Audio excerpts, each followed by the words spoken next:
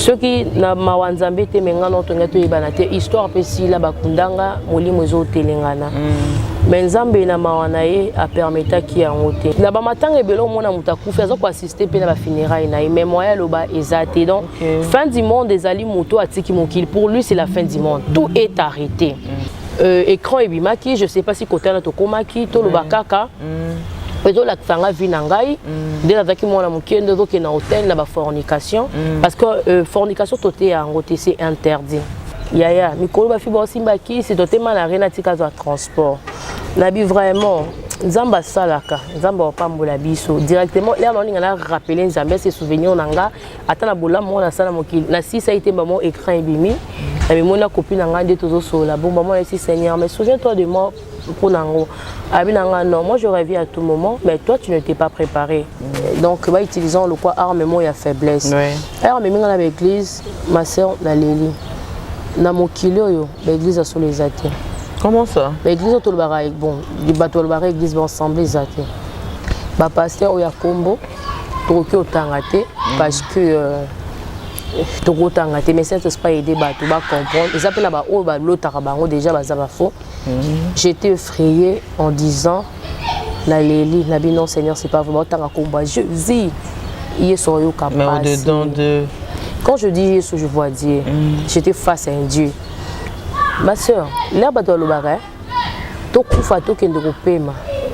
Jugement no ekokite. Makambo na loba, c'est le monde de boyo confirmant. Donc au moni na ba pasteur, na bato ba salela nzambe oleli.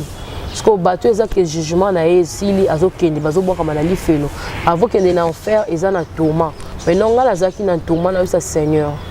Donc kokate moto ce que bandi da ko benda ngai. Okima wapi? Si pour les Jésus. Cela a kanginga na yé mutu ya mulayi wala to koti la kati ya corps. Là to koti ce la kati ya corps na comprendre ko connexion moro boebe. Je sais pas comment expliquer ça. Voilà, bienvenue à notre cher internaute, bienvenue à vous, Boye Malamo. Mbote na balandinyo, surtout à BCK Télévision, Bosola Congo Kinshasa. Naïm Sabino toujours que tant que Bino Bozep se peut vous aller, on a pour nous salam ça, donc voilà. Hein, disons d'abord, premièrement, merci à Dieu qui a permis que Ngana Bino Tokutana sous les lots. Alors, merci Penabino Nyon, surtout hein, nos abonnés, sûr, nos abonnés fidèles.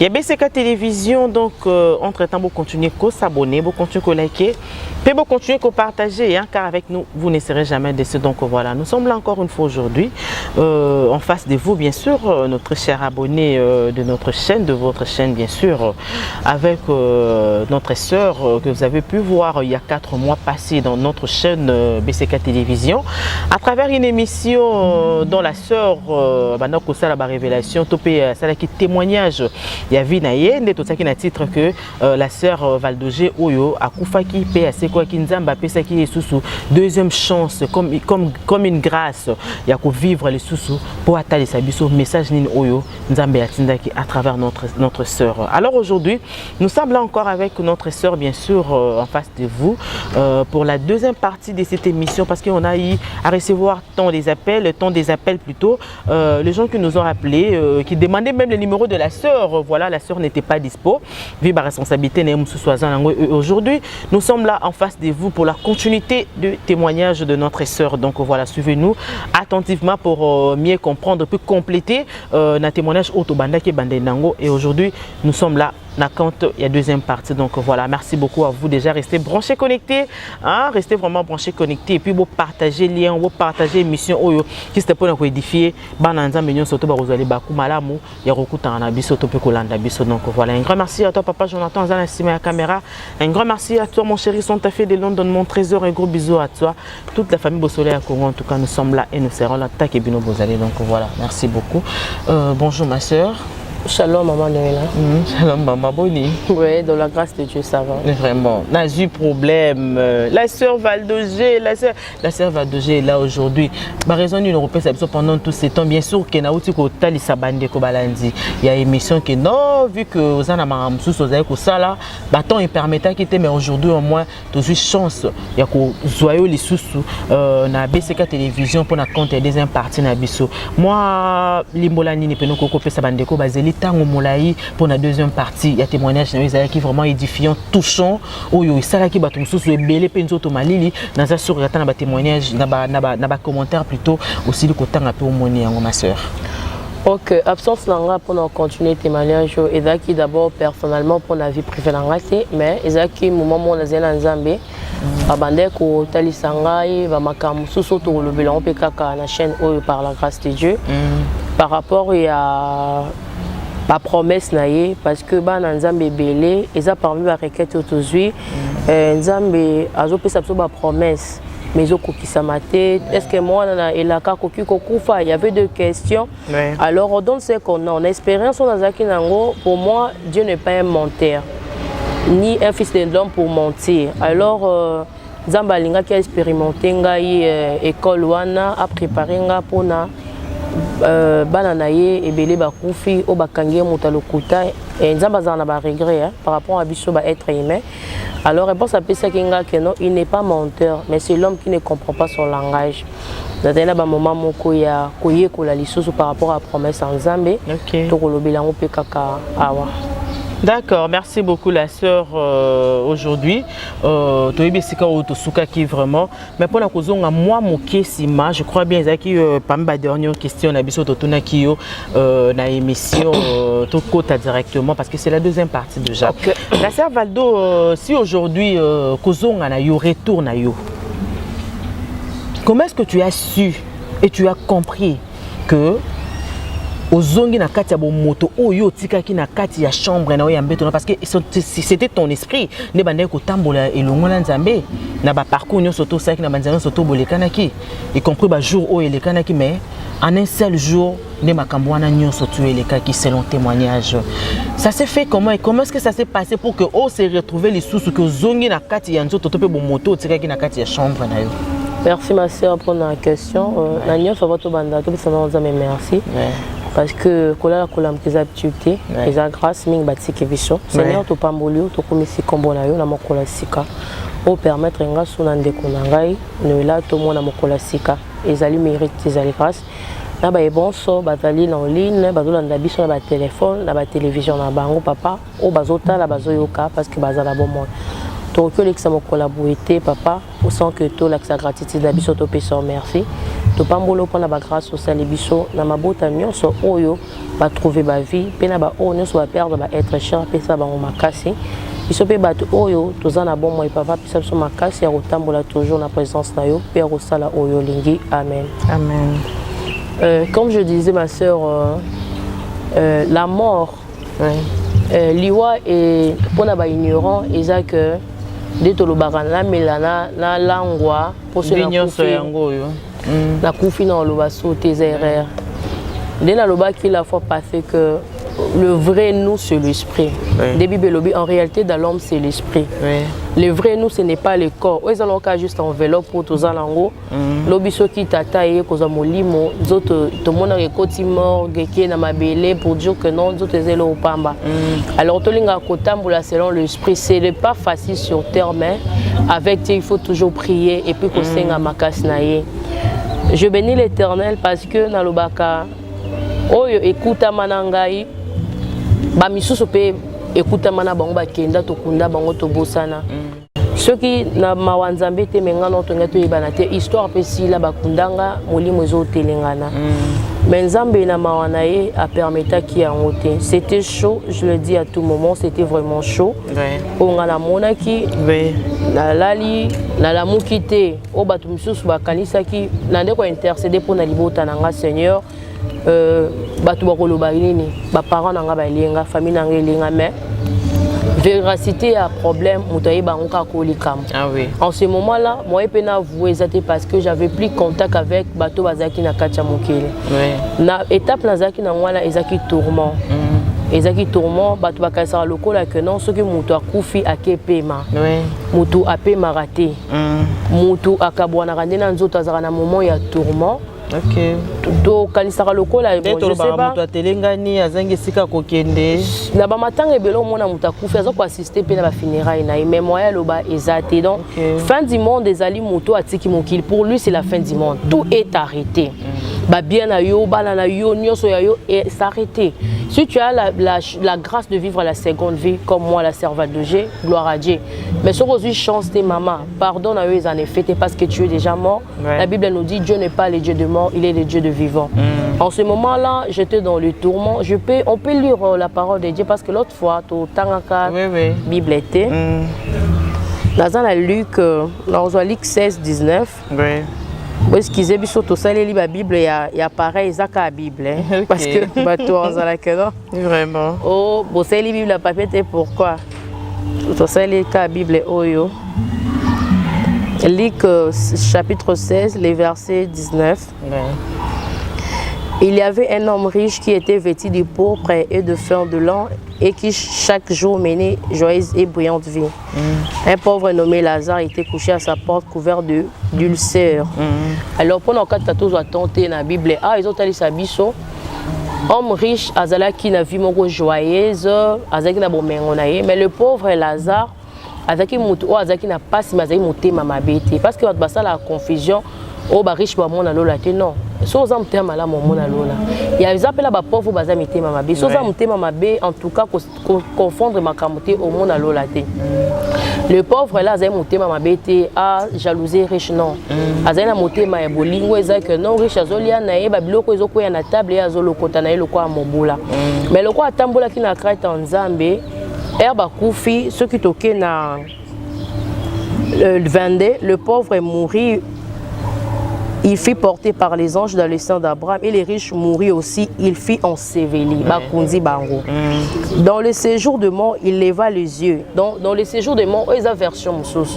Mais sur la version, il y a parole vivante et le baka, séjour de mort, et dans les lieux de tourment. Parce que français, quand je dis bon, la Bible sur YouTube, c'est vraiment compliqué. Bible, c'est avec ce belé, français, pesara, ils ont mon Bible mais compréhension, on différent. Ils ont la version à parole vivante dans le lieu de tourment. Il était tourmenté que avec réalisé dans la terre nazaki na possibilité au salanios même si na bien rokende na mboka mususu ba soigner mais awa nazana tourment awa nazozanga na posa mai vraiment. Il cria. Dans le séjour de mort, il leva les yeux, tandis qu'il était en proie au tourment. Il vit de loin Abraham et Lazare dans son sein. 24, il cria, Père Abraham, aie pitié de moi et envoie Lazare pour qu'il trempe les bouts de son doigt dans l'eau et me rafraîchisse la langue, car je souffre actuellement dans cette flamme.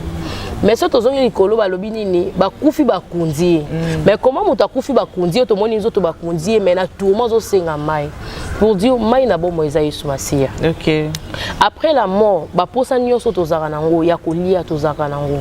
To yoka kango. Et là quoi na yokango je sais pas si déjà na lobaki yango. Oui, lobaki yango na yokaki fufu OK na restaurant et gloire à Dieu. Na yokan zala mais nazo réaliser que na ndaku nanga o ba parents nangai à l'époque j'étais chez mes parents. J'avais tout organisé, réfrigérateur nangai, on a manqué le côté. Mais on s'est retrouvé que nakei molimo. Quand tout à l'heure on a filmé tout le monde a molimo là ti lamba pembe et ça juste pour faire comprendre aux gens que non. Oh là ti pembe za âme, oh là ti lamba couleur sous ses accords. Mais en réalité l'esprit est là ta lamba, to là ti lamba parce que son corps est couffé. Hein? Et kufina bilambo si ko la mane okota son esprit ndengeni non oza biloko eza na kati ya mokili esprit aux alibanda ezaka invisible il peut toucher partout entre dans le mur en même temps mais mutu akufa kate c'est le corps qui meurt donc nazaki na pasiwana et puis j'ai commencé à pleurer à regretter si je savais j'allais servir Dieu toute ma vie si je savais j'allais éviter de problèmes avec les gens, j'allais éviter faire n'importe quoi, j'allais éviter faire ceci, cela. Et puis le moment où il y a tourment, écran et bimaki, je ne sais pas si côté to komaki, to lobakaka, et donc la fanga vinangai, dès la qui moi qui est na hôtel na ba fornication, parce que fornication toté en côté c'est interdit. Le corps est le temple du Saint-Esprit. Lorsque tu as pratiqué fornication, il y a un moment où tu as bali, tu as attristé, Saint-Esprit, ils allaient vivre 4 nabiso. Alors, là, j'étais vraiment fornicatrice. J'aimais vraiment pratiquer la fornication. Mais quand on m'a dit que je pleurais, et là, je lui ai demandé comment tu savais, si que non, donc ande kotambola ozaki misato. OK. L'homme corps, l'homme âme. T'es grand depuis quand on sentir tout dans les kisté. Il faut y avoir simba kiss. On fait ça tu vas conseil. Oui. Bien ba tout sous à simba kiss va va dire ça fait kiss famille mobimba de génération en génération. Mais yo me karabe un mot koufi. Un autre langue biso famille la biso en tout cas famille africaine tous en qui document toza famille qui cité. OK. Soko simbi ki sobela liboma. OK. Na ndoko lo bango bien. Donc c'est par rapport à Sando Banda ou Banga. Na Banga qui ça dépendait que de toi et que Zaki dans normal tu pouvais aussi le faire en attendant. Ouais, parce que je connaissais pas Dieu. OK. Mais sinon na yeba ki nzamba profondeur te melande ko Banga moi nzambe. Ko Banga ya 100% te melande ko Banga mo le loko boté na sala te. Nzambe ton na iso ko kokia pambola kaka ngai ngapi na osomba voiture bablo mo ka bongo. Et puis to telemaka na copine nga mo za na poto to beta lisolo. Abi yaya mikolo ba fi ba simba kisi to tema na rena tika za transport nabi vraiment nzamba salaka nzamba pambola biso directement là on a rappelé nzamba ses souvenirs nanga atana bola mo na sala mokili na si ça été maman écran ebimi na mi mona copine nanga de tozo sola bon maman ici Seigneur mais souviens-toi de moi pour nango abi nanga non moi j'aurais vu à tout moment mais toi tu ne t'es pas préparé il y a qu'on recevoir boyer inangai alors quand je dis préparer Ozola n'a pas problème dans mon tout problème est que non le ça la boule dans autres ça il faut le baka si Dieu le veut le se to la muki to ça la boue si Dieu le veut to ça l'émission mais si tu dis directement to ça l'émission c'est la vidéo yo comme Nzambe oyebi lobinde ko leka malamu to mabi et puis Nzamba Nzamba miséricorde et puis j'avais réalisé que non quand il me dit olinga te nga na kufa pona bino mais bolinga te mais non tu vois, bateau bazo tambola la perdition, baza ba conscient. Moi aussi j'étais conscient parce que dans deux causes vie na définition nangai. Donc je ne savais pas rôle nanga na ko ça na sa ma beleza nini. Pour moi je sais que non maman botinga, après na tourne nanga na boti, na tongi on a recouru au salle et puis na tiki bon prêtre. Donc c'est juste je ça. Pars. Mais là quand il me dit que non nazala katina tu m'as attristé pourquoi? Ngai na ya pona ko kufela bino mais mokili bolingi ngate. Conscience m'a dit qu'on fout à comprendre que non, mouton qu'on fait la rabisso c'est qui? Mais c'est Jésus non? Ouais. Je commence à pleurer. La Bible lingate pour la ni bozo wangananga. Mais madame, vous voyez que Jésus est belé n'a aucun mandé balinga kaite. Si le de Bézaka, Jésus est le fils de Dieu. Jésus est, Jésus est. Mais il m'a fait comprendre que non, Jésus n'a Dieu on a oublié que ça deux personnes différentes. Il m'a fait voir que non, moi je suis puissant, je suis le roi de la terre. Alors pour sauver l'humanité, je ne pouvais pas na bambana. Et ça le kolo moya kilo sur le qu'il est banzani. Oui, il ne peut pas faire ça, oui. Et ça une stratégie qui est ami comme ça mutu pour comprendre mutu. Oui. De même, ngaso na traité nyama. Il faut na comme ça na niveau ya nyama wana. Pour ce tozo ata fourmi aza petit, pour na traiter son na simbeka na bout de mes doigts comme ça na bomi. So pour na traiter fourmi, il faut na comme ça peut fourmi pour na ma solution. Maintenant je commence à avoir la conscience, je dis mais non, na pesibino nyonso. Je me suis maintenant rappelé dans Matthieu 25, verset 14 comme ça. Le maître Oyabenga qui va serviteur naye, atika qui va bien. Et puis la Bible dit quoi? Et puis il s'en alla. Mais Jésus aussi, c'est qu'il a le rôle naye dans sa mokili. Jésus qui est l'oni. Et l'eau ayaki à s'appauvrir pour bisoto comme riche. A pesibiso bon monde. Apesi biso nyonso bakenda kitene loro momo immeuble moboé l'ascension na matanango abina tikeli bino nyonso. Maintenant je commençais à réaliser que non, Bible c'est la parole de Dieu. Pardon mes péchés. Il m'a dit non, ton pardon là et ça sous la puissance c'est parce que tu n'as pas envie. Je dis comment je ne suis pas en vie. Maintenant on regarde de côté la kaliwa na sens des aratoke bibé mutala na cercle il ne bouge pas. Des alaka bloqué. Il n'entend rien. Il ne voit rien. Azoyo kate non. Or que les autres ça n'a rien à voir avec l'esprit. Parce que je voulais même tenir mon corps on a télémissé en tout cas. Donc, on va le barako séparation éternelle. Là, je réalisais que non, le corps est à l'okuta. Tout à moi, le corps est au kosabiso. Nathalie Longi, Nathalie Nzoto, Nathalie Sika Lalaki, je dis vanité des vanités. Même mon corps m'a abandonné. Nathalie a besoin de la sola, Nzoto, mais Nzoto est là innocent. et boy kolobisa ngai ba bien nyonso ezalaki wana ba effet na ngai oyo ezalaki kaka ba matériel na ngai. En tout cas, j'ai commencé maintenant à avoir pitié de ma famille. Je dis Seigneur, mais moi je ne savais pas ces choses. De même aussi le riche, l'air a tombé, c'est capacité. Abaki père Abraham, Tinda Lazare, Akerote, Ananda Kunabi, au jeu de frères, au Batika Lekuna. Abraham a l'obinini, Ataya Kei Boyoka été. De même nous aussi, Autoroute Sikana, ils ont au Boyoka gloire à Dieu. Ils appellent là-bas, oh, Salini, Bochatembe, Moukilon et Zakane. Eh bien, Servo Pena Koufa, Akoufate, Akoufa la Mouka, mais la Bible, mais la Bible est tout le temps la Bible. C'est tout le temps la bonne Luc. Ok. Mais histoire à Lazare, on a homme riche, Zawana, na lieu de tourment. Il y a cinq qui non nani Lazare zonga père Abraham abi ata zongi temba mukili bondi maïdi. Ah oui. Mais bazala ba prophète qu'on a, ba Moïse bazali, ba ko non bazoyo ka bango te muta kufa bi non. Au moins une des autres abattre la cimetière mo bala musi muta kufa. Ayo lo makambo ndi mala. On dit mettez. Misu ba gondi malelo, lobi ba loki. Dans le bara au bombe. Bah oui. Juste pour faire peur na mokili, faire peur na. Bah mais quand tu l'as bi makala cimetière mo bete sous ma ça kufa zonga.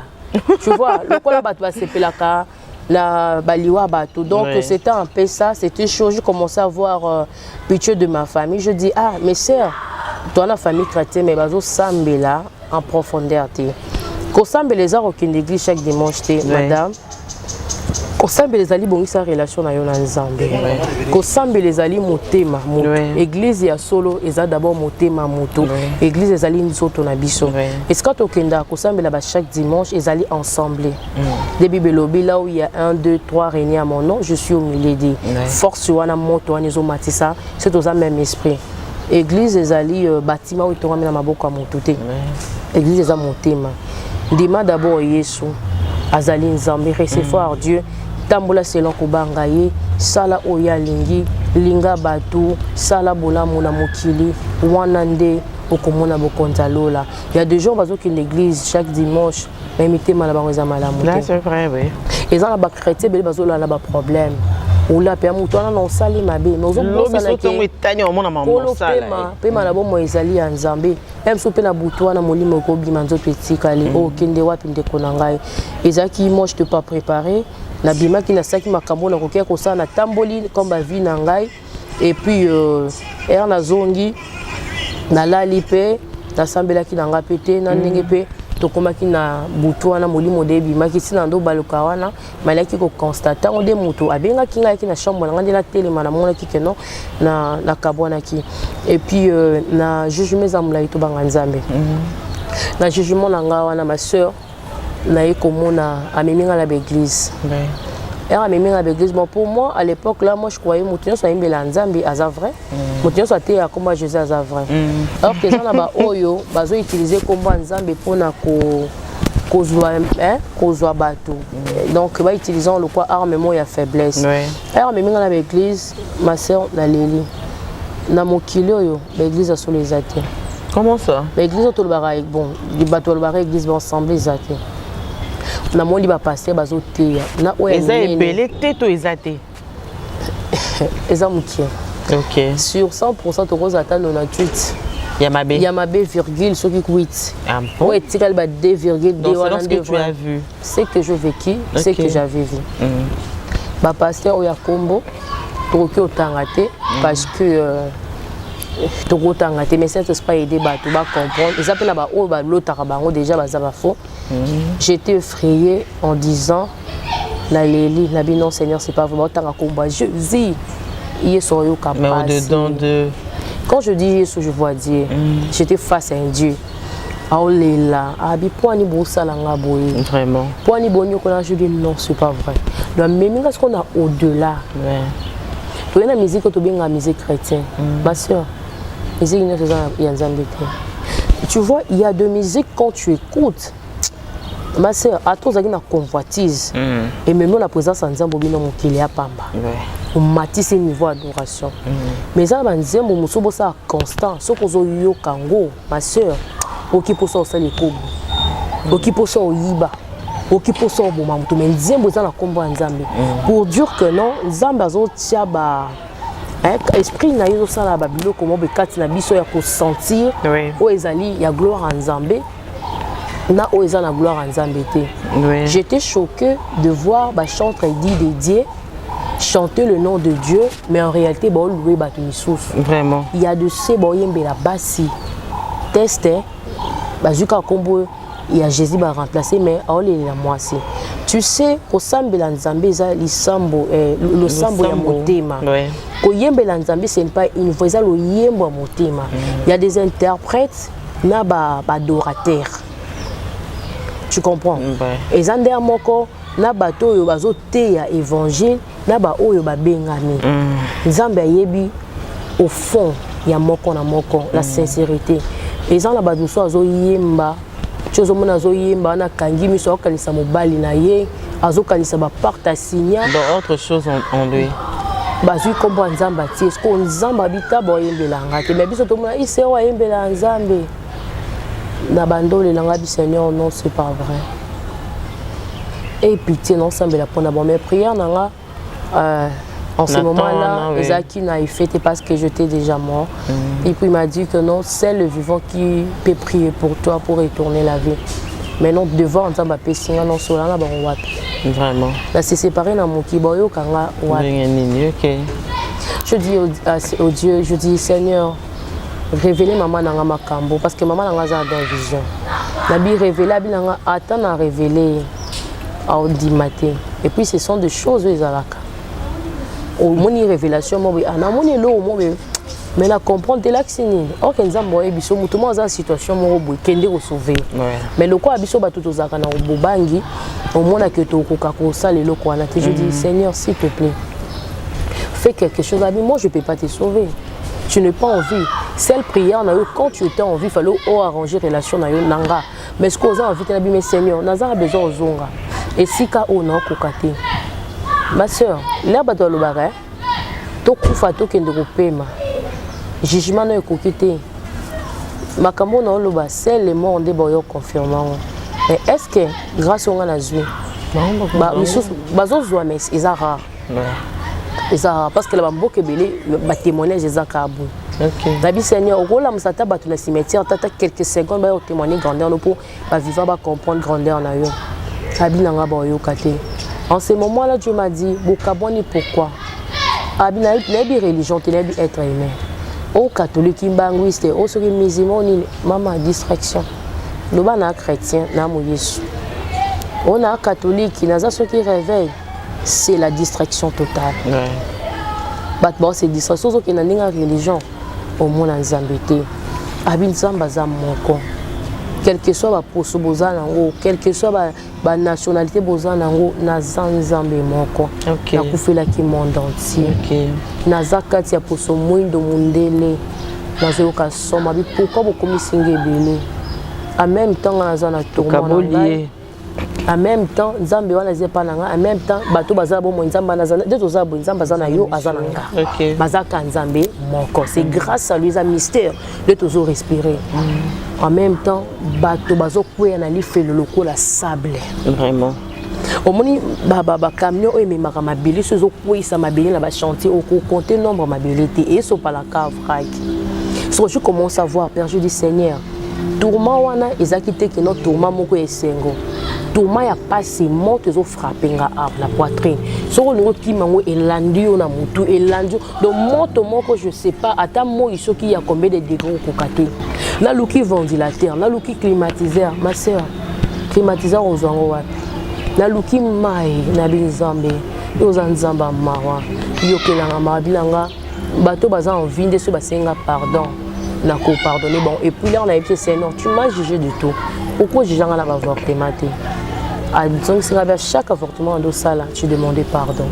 Et puis directement na yokaka.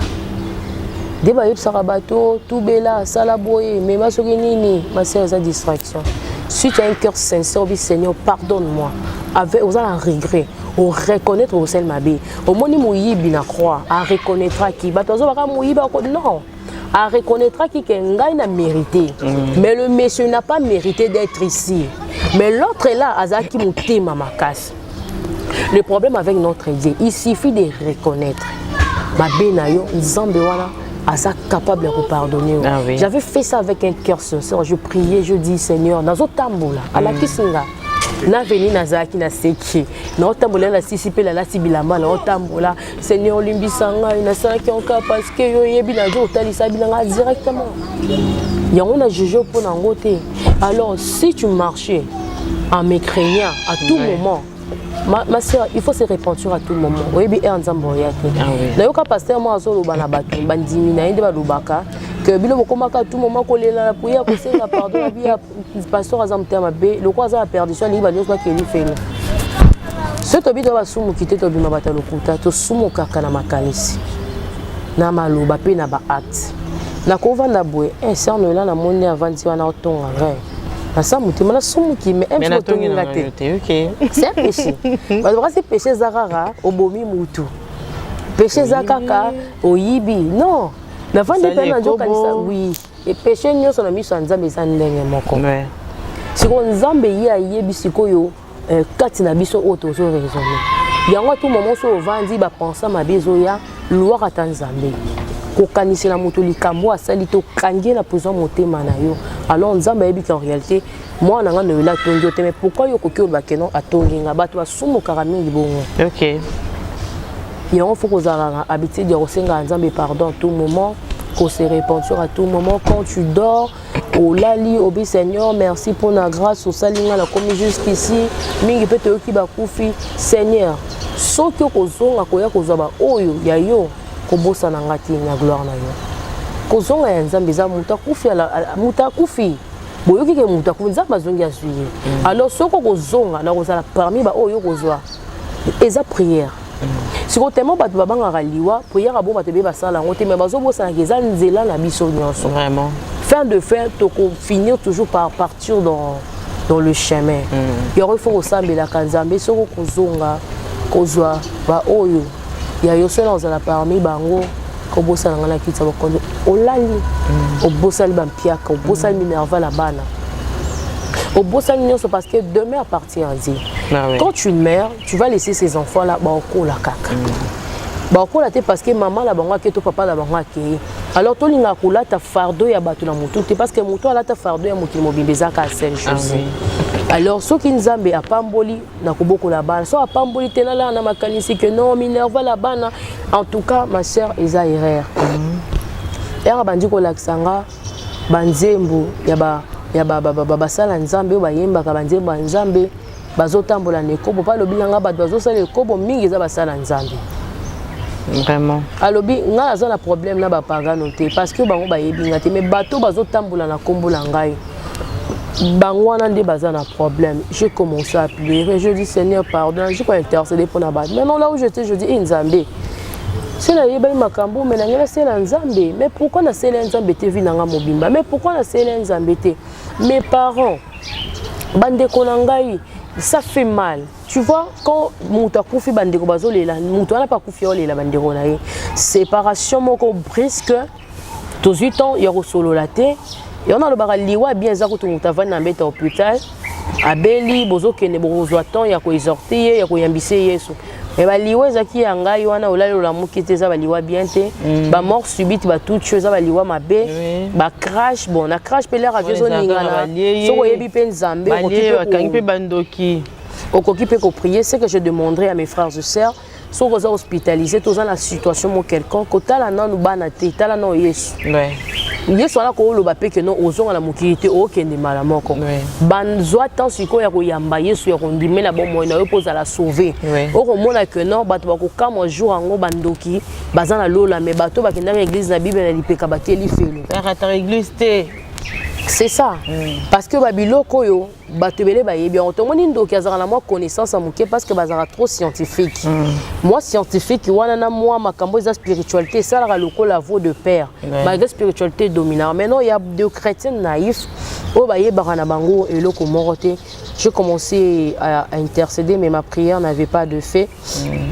nazole la kaka nazole ba na moki nazaki na ndako nazana libota je suis seul sauf qui peut mutu na mutu azota la kanayi nombre ba doza na lifelo ma sœur oyo kama elle est belé ba misa mokili pe kuna na fimbu na bango bazolela basepelaka te nde musique na bango bayembaka na mokili bozobetisa yango ere ezobetaka mabe na ye mpe kuna to ezozala eleve oyoki sikoyo ya kopekisa nani botika kobeta yango yo mpe kuna ekingani akufa ezalaka grand chanteur alongolanga bastress ye azoniokwama donc ozomoni na bapasteur na bato basalela nzambe oleli parce que bato eza ke jugement na ye esili azokende bazobwakama na lifelo avokende na enfer eza na tourment maintenant nga nazalaki na tourment nayosa seigneur nakoka te moto soki ebandi daa kobenda ngai okima wapi support eza jésus yo oyeba ye te na bomoi na yo aosimba onde mais nzambe azali doux malgré mes péchés il m'a parlé avec douceur asimbi nga na lipeka na nga nayebaka awa asimbinga aza moulayi tellement nayeba kodéfinir grandeur na ye te vraiment aza moulayi en même temps nazomona elongi na ye noti tout près de moi mais nando kokoka otala ye te parce que aza nzambe donc nazalaki motu na se prosterné nando kokoka te mais tu vois l'esprit nazomona mais nakotombola motu boye te asimbinga bi je t'ai aimé toi tu m'as pas aimé nalingi mokili bolinga te nasali bino ni poni bolinga nga te nga nayaka mpona bino nakufelaka bino me bolinganga te poani nanzolela seigneur kuna ezaka eloko moko seigneur pardonne moi bato bazolela nzambe oza nzambe mawa dieu de miséricorde mais yo olobaki oza nzambe mawa alobi na nzambe baboyi te naza nzambe bomoi siko tokomi koenvie bavivant bato mokili ma sœur atolamuki oza mpiaka akumisa nzambe pema na bomoi ezali cadeau spécial eza eloko moko eleki richesse na barichesse soki ezalaka ya mbongo me bariche bakufa te to andi koenvie ngape nazali lokwa ye babola vanda jour naleka na gombe bakoma eloko mona cimetière moi aussi j'étais comme tala bien mutala azwaka inspiration wapi eloko wana baboyi baloba ngape nazali lokwa ye soki nayebaki me na ngai nasala bekote kuna bato bazodiscute na bawenzi en même temps l'esprit je marchais naza kotona kebo nzambe omemanga na bafin fo là où il y avait de pauvres alamuki nzambe oyo oyebi no biso te comment biso toza na pasi yo omonaka no biso toyaka no mpona bato misusu natemi bosa mutona na bi oza motema mabe nesi nzambe esalanga échange na ye nakota ata na famille omela azalaka en vie Seigneur bino na biya yebi na ye sens ya souffle de vie te vraiment nzamba azalaka te pona nga nzamba existera te nzamba yaka pona ba riche misusu lifelo ezali pona biso ba oto za na pauvre ba o baza na riche za lola mutu na mutu azo se contredire na ndenge na ye na binzamba yokama nzamba za na ba regret ya biso bozo yeba bato ba kufi modèle bazo senga pema na bomo ibonga boloba makambo wana te atambwisinga bisika ebele atambwisinga na mokili alakisinga ekoswana eza pona gloire na été musique otoyokaka ya mokili eza pona gloire na été parce que alobi lui seul il mérite d'être adoré mais quand je chante je mets ton nom je t'adore directement bazo décrire yo comme tu es belle osana ba forme à bien alors la Bible nous interdit la parole de Dieu nous interdit alors ce n'est pas bien de chanter pour une personne. Lui seul a mérité la gloire. Alors, batbande ko bina banzembo batamuki balingato lo bakemokili biso nyoso za mokili toza mokili meto tambola ndenge mon côté. Makambino bozo sala biso tozo sala ngote. Alors d'ailleurs que voilà pour nous bango que non il faut laisser ce n'est pas pour la gloire de Dieu il m'a dit dommage. Ba yo kayote parce que tu n'es plus en vie. Alors on a banda ki kolela wana et puis nazongi Nathalie Kornanga je dis c'est fini pour moi. Mais tellement c'était chaud, je dis Seigneur, je ne vais pas arriver à supporter la douleur, s'il te plaît, Zongisanga. Zongisanga, mais non, la question que sa maman yaka, obimisa ko on a libanda bo meka otambwisanga peut-être on a zo moi na kotambola. Et puis azoyokate nazaki désespéré. Alors je dis au Seigneur que non, ce va meminga na hôpital est déclaré que na kufaki. Alors soki l'air na kufi wana boko tsana morgue l'air bako ambomenga est-ce que nous avons la capacité ozonga. Et moment je dis non Seigneur, je sais que chez toi il y a pas l'impossibilité, mais je vais pas nzoto na ngai la détruire na bambeli ba pasolanga un moment ce qu'on a mona nzoto to ande rolengela kolesa ona mbeto propre. Ya wana de ke kota na cimetière na banjo le langa bi Seigneur s'il te plaît. Zongi sanga na témoigner grandeur na yo. soko zongi singa na koyebisa mokili likamusi o namoni. Et puis quand je te désespérais mais na tika nzambe te malgré la souffrance diable a kosingai na saleli ko ça la diable c'est pas dire que j'étais sorcière non ko ça les laé nande ko yoka instruction na ye. O isa ma be sala boyi na mokili olingaki le monde. Celui qui est l'ami du monde et ennemi de Dieu. Moi j'aimais beaucoup le monde. Alors le diable le jour là il m'avait régné atika kinga po ai asa suna mokili po a animé sous batimisu baya sous parce qu'il y a deux la ka moli monanga pour na a torturer en enfer. Alors mutu so akufi moli moza ya nzambe atazaki ndoki le seul mutu a jijara bateza nzambe. Alors nzambe là au juge ma belle le kindenge Ecclésiaste 12-14 nous dit que non car Dieu amènera toute œuvre à jugement au sujet du bien et tout ce qui est mal. Alors quand tu es classé d'un côté moi il y a sombre à couper qu'on enfer et puis diable récupérer banjo torturer éternité en éternité. C'est un peu ça. Ok, merci beaucoup ma soeur. Alors après avoir entendu toutes ces choses là, la question est celle-ci. Comment tu as su komi yebake nzamba zongisi yo ezaki na moment nini tangwa zongisi yo na bomoto na nzoto na ya bomoto dans là comme à 7h 8h.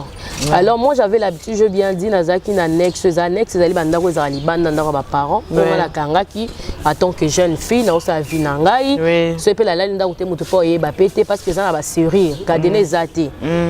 Alors yeba qui déjà comportement dans la salle à musala te sur na côté na chambre là le ezaki climatisé ba déranger ngati ko déranger ngati sur la reine na makaka 10h 11h muta le jour là la mona qui importance ya ko la musanga na luka muta la musanga muta la musanga zate. Et puis quand la zote lengana ce qu'on a vendu libanda annexe nanga directement na mona kati annexe na mbete sika na lalaki désespéré là. Et puis Dieu m'avait rien assuré comme retour nabika OK nazela comme ça bato ba ko constater liwa nanga et puis sort nanga super la musanga na nzela hôpital je sais pas là ça n'engage que lui. Et puis Erna vendu directement le Seigneur qui était devant moi il est tellement moulaï monene asimbinga loboko moko era simbinga la komi lokwa bale na maboko na ye donc la komi pe akanginga pe loboninga mutu nyoso akanginga boye so la akanginga na ye mutu ya moulaï wala to koti la kati ya corps là to koti la kati ya corps na comprendre ko connexion moko boye je sais pas comment expliquer ça. Tu vois et le mot ce que koufi ata ba bafle ndenge za so koufi au moins que beta raté mais so ba mekyo brancho mo na de tsa et ça li na senti ce connexion moko boye mbala moko na se retrouver en ndenge nini na kati ya mbeto nazaki libanda na se retrouver na mbeto ndenge nini na kati ya corps. Mais là je dis non c'est pas vrai je suis en vie na simbi bible ezaki pembe na na baki ke la la na bible pour kimisa bandoki na tanga ngote na moni la saisir. Je dis non oh mon Dieu mais non petite sœur nanga a uti kotika moi na classe ayes ko s'arranger pas que musala et na bengi Naomi alobi nanga oui mais si tu m'écoutes abilanga obandi liboma nabi c'est pas vrai la longo na mbetone na kangie na makona nzo banzambe merci abilanga oh libome bandio parce que yebinga na viwana te nabi non Naomi s'il te plaît nzamba za la bon Jésus est Dieu musalo ki ko yibelo ka mututé. Pour elle, c'était la folie. Maman, moi on a bien liboma, t'es na bien liboma té. La suite téléphone nangai, ba film à porno. Côté je sais pas si on a loba qui en haut. Côté ba film à porno, côté maman bé. En tout cas, sur une zamba yoko kutuna biloko wana ndeko nangai, c'est le moment ya kolongola nyonso.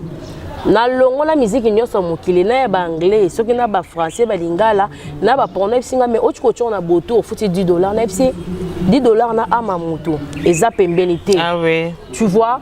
Et puis la bandi maman ko adorer Seigneur na bimi libanda na ndi ko ganga pour ma famille c'était la folie babi ke na be liboma muto comprendre kinga azate muto qui comprendre ngai petit bon il est l'ami de papa mais par rapport à l'âge papa a plus vieux que lui asa pasteur de le sel moto l'air à tout qui azoyoka yokabeko le roi na be liboma na bima susute vie ya kotambola na ba boîte de nuit na tika et lamba na la karaté na mikomisa ki lokola moto mona je n'arrivais plus à comprendre nazali na maîtrise.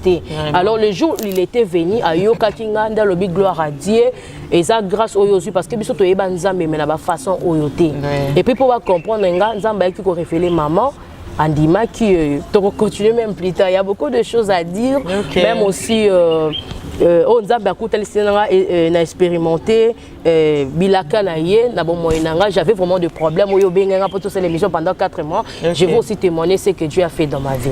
OK. Voilà, merci beaucoup à notre cher internaute. En tout cas, merci beaucoup. Alors, tu as vu ça qui a progressé petit à petit. Aux Zaki na compte, il y a deuxième partie, il y a une émission d'Abisotopie, il y a témoignage d'Abiso ou notre sœur, Azota Sabiso, Mystère Nini Amonaki, Nathan ou Nzambe Aibaki na kozwa Molimo Naye. Alors, aujourd'hui, Nzamba Sala est grâce, après ça, il chance, mon souci à vivre. Oh, ngana yo tozana ngonano. Alors nous ne pouvons pas abuser nango, toko quitter que ça l'erreur nango. Il est temps maintenant. Urungana we senge tous ba précaution, tous ba limbola ya ref oyo ya témoignage oyo toko misango lokola ngana yo soki ekuti ngana yo lelo esika na ngana we kozala wapi. Alors je vous dis merci sincèrement. Nazongeli sœur na biso parce que TV Zangongo on n'a pas le choix de continuer yango parce qu'on n'a pas pu finir aussi aujourd'hui. Toroko baté to continuer yango ndenge moko to yebisa biso ana so que to ça les 4 mois. Non, ça va déjà, ça va et puis pour na ba rêve on va parler sur ça. Bato balota bato bakufa. Il y a un message on zamba utilisaka mais pour comprendre ça toko expliquer bango pour na ba yeba ko arriver sur zolota mutakufa c'est qu'il y a un message sur omoni mutakufa na rêve loko banga été donc étape wana ekoya toko lobelango c'est pas grave. Okay. En tout cas je suis là cette fois-ci pour ça 4 mois. Vraiment merci beaucoup la sœur Valdogé. Alors aujourd'hui à travers cette émission bien sûr batno so bazolanda biso lelo message ni okoko pesa bango to pe espoir ni okoko pesa bango par rapport à oyo vivre pendant tout ce temps oyo Nzambe ayebaki na kozwa molimo na et aujourd'hui tu n'es plus la sœur, tu n'es plus la Valdo qu'on a connue hier ou comme Valdo Yassika. Ce que je veux aussi marteler ici, quand une personne a commis nouvelle créature, a un changement dans l'habillement, façon d'être, c'est le rare.